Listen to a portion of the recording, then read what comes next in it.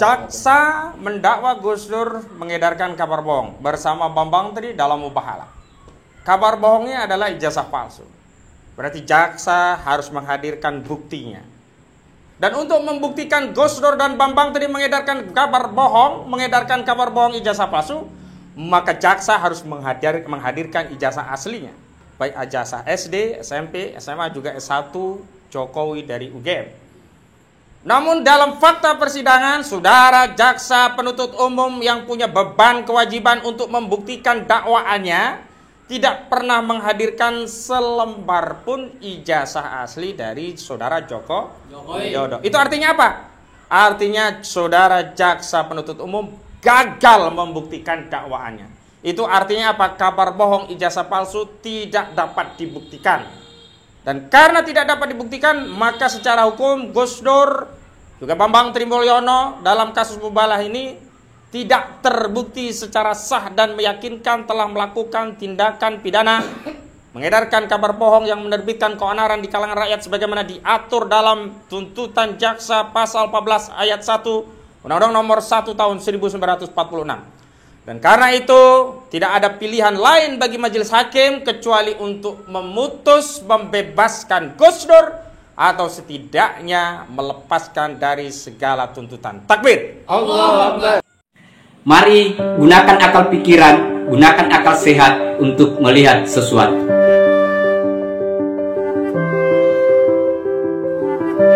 Assalamualaikum warahmatullahi wabarakatuh. Salam sejahtera untuk kita semua. Salam demokrasi dan salam pluralisme. Oke, jumpa lagi di Sahabat Rahmat Channel. Nah, untuk kali ini sahabat-sahabat, menjelang putusan yang rencananya tanggal 18 April 2023, Gus Nur dan Bambang Tri itu akan divonis, sahabat-sahabat.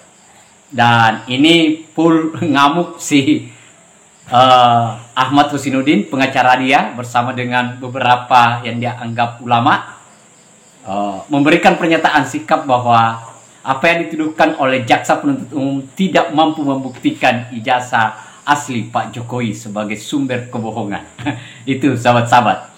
Nah, ini yang membuat mereka lagi marah. Dan ini bulan puasa ya, jadi mereka tetap ngotot untuk bagaimana membebaskan si Sugi Nur.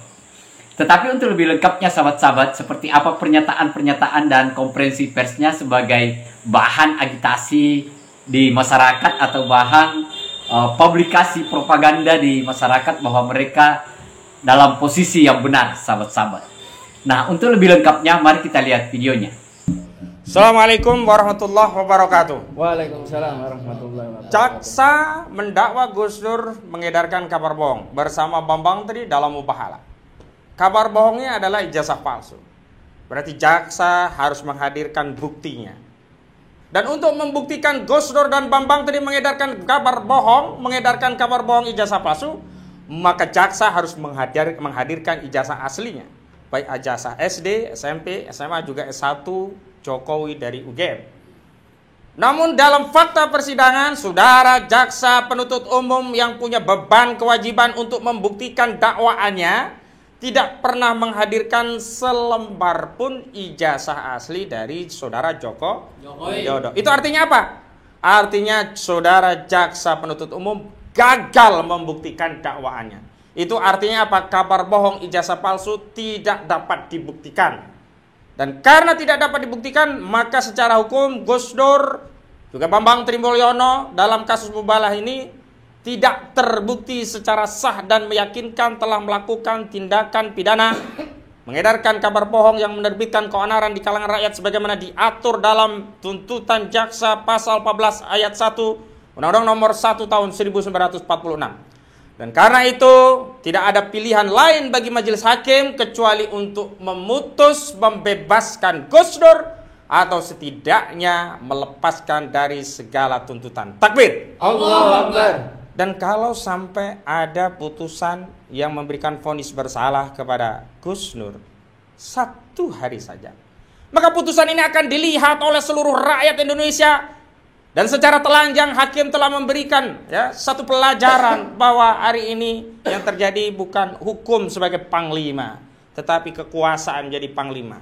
Sebab kalau hukum jadi panglima, karena tidak ada bukti, tidak ada keyakinan hakim, tidak terpenuhi dua alat bukti, maka hakim harus memvonis bebas.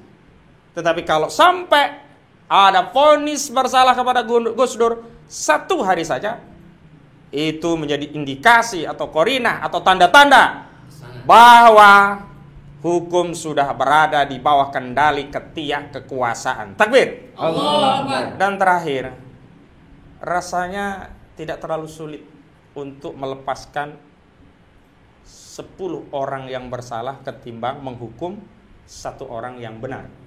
Atau adegiumnya lebih baik membebaskan 1000 orang yang bersalah ketimbang menghukum 1 orang yang tidak bersalah. Dan karena itu apa sulitnya untuk membebaskan Gus Dur? Ketimbang sejarah bangsa Indonesia akan terus mendapat aib punya pemimpin berijazah palsu, tidak bisa menghadirkan ijazahnya, dan zalim kepada rakyat yang mengkritiknya. Ini yang berbahaya.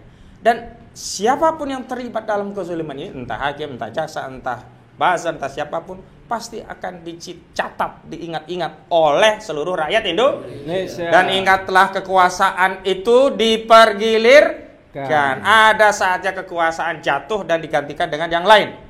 Qulillahu ma malikal mulki tu'til mulka man tasha wa tanzi'u mulka mimman tasha wa tu'izzu man tasha biyadikal khair innaka ala kulli syai'in qadir. Jadi jangan sampai Anda berbuat zalim sementara kekuasaan bergulir. Nah, kemudian Anda mendapatkan akibat dari kezaliman yang semestinya Anda bisa hindari saat ini. Karena itu nasihat saya di tengah bulan suci Ramadan itu, sebagaimana Nabi SAW bersabda, ad-dinun nasihatu lillahi wali rasulihi wali a'immatil mu'minina wa ammatihim, kepada seluruh yang terlibat dalam kasus ini, utamanya kepada majelis hakim, berbuat adilah, karena adil itu akan lebih dekat kepada Allah Subhanahu wa taala.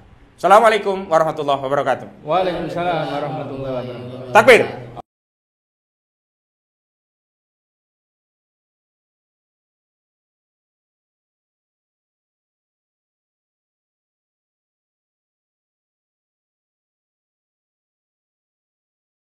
Nah, itu tadi videonya, sahabat-sahabat. Sahabat-sahabat bisa menilai ya. Tapi ini kan sebenarnya bahasa lama dari mereka yang tidak capek-capeknya dia sampaikan ke publik. Dan saya kira apa yang dia lakukan ini membuat juga kita menjadi bosan, sahabat-sahabat, mendengarkan ocehan mencelak-menceleknya di luar persidangan.